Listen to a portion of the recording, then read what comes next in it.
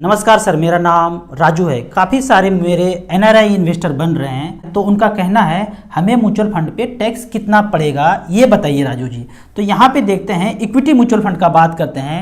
Short term capital gain tax अगर 1 साल से कम होल्डिंग है और आप पैसा निकालते हैं तो 15% फ्लैट टैक्स जाएगा ही जाएगा। टीडीएस के रूप में आपको 15% कट जाएगा और वो वापस भी नहीं आ सकता है।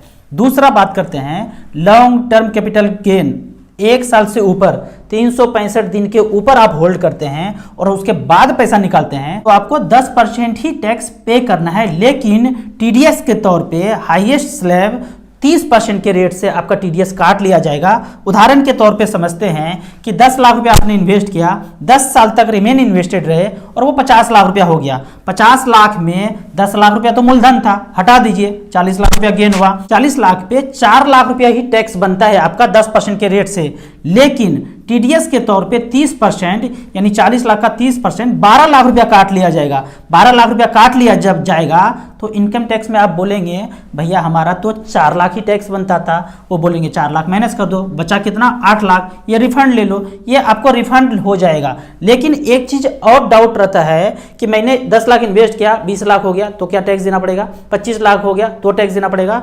भैया एक बात समझ लीजिए, टैक्स सेल करने के बाद जब आपके पैसे जेब में आएंगे तभी देना पड़ता है। ऐसे नहीं कि बढ़ रहा है तो हर साल टैक्स काटते जाएंगे। हमने लगाया, पता नहीं मिलेगा नहीं मिलेगा, बम फट जाएगा, परमाणु बम गिर जाएगा, सब लोग मंगल ग्रह पे चले जाएंगे, पैसा मिला ही नहीं है, टैक्स कैसे देने लगेंगे।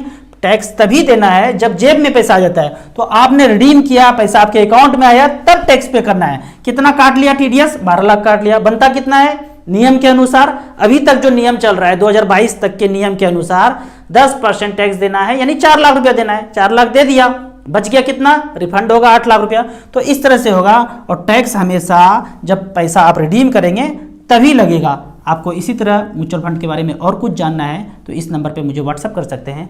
आप यदि ऑनलाइन इन्वेस्ट करना चाहते हैं तो दिए हुए ऐप में रजिस्ट्रेशन करने के बाद हमसे डायरेक्टली जुड़ सकते हैं। आप यदि इंडिया में रहते हैं तो मोबाइल नंबर OTP डालने के बाद ऐप में रजिस्ट्रेशन करेंगे। इंडिया से बाहर रहते हैं, आपके पास मोबाइल OTP नहीं है तो आपको मेल पे ऑथेंटिकेशन होगा। उसके लिए यहाँ पे अलग से एनआरआई इन्वेस्टर के लिए लिंक दिया हुआ है। आपको वीडियो अच्छा लगे तो आप अपने दोस्तों के बीच व्हाट्सएप ग्रुप में इसे जरूर शेयर करें। Thank you so much.